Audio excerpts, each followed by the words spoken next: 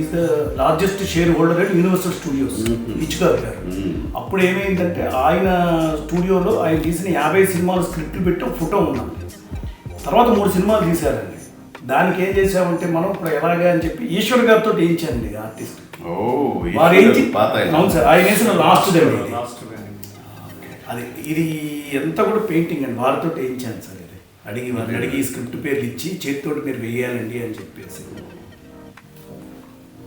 ఇది ఇప్పుడు ఇది కొన్నాళ్ళు కూడా 10 రోజుల పాటు నాతో ఉంచుకుంటే ఎప్పుడు ఖాళీటప్పుడు చూసుకుంటుంటారు. ప్రపంచ మామూలుగా వరల్డ్లోనేనండి ఎక్కడో ఇంగ్లాండ్లో పుట్టి అమెరికాకి వెళ్ళి హాలీవుడ్లో స్పీల్బెర్గ్, మార్టిన్ స్కోర్సెసీ, బ్రెయిన్ డీ పామా, ఇప్పుడు వచ్చిన జనరేషన్ వాళ్ళు కూడా క్రిస్టఫర్ నోలన్కి ఇన్స్పిరేషన్ హిచ్కాకేనండి. అంటే సస్పెన్స్ ఎట్లా ట్రాన్స్లేట్ చేయించి ఎక్కడన్నా బయట లాంచ్ చేపిద్దామని అనుకుంటున్నాను సార్. చాలా మంచి అండి, ఇది యూనివర్సల్ సబ్జెక్ట్. ఇది ఇప్పుడు మీరు ఇప్పుడు ఇనాగ్రేట్ చేశారు కాబట్టి పుస్తక పఠనము అనేది ఏంటంటే ఇప్పుడు ఈ కరోనా టైంలో చాలా తగ్గిపోయిందండి. అంతా ఓటీటీలు, డిజిటల్, అందరూ కూడా పేపర్లు కూడా మొబైల్లో ప్యాడ్లోనే కానీ ఎవరు వేయించుకోవట్లేదు.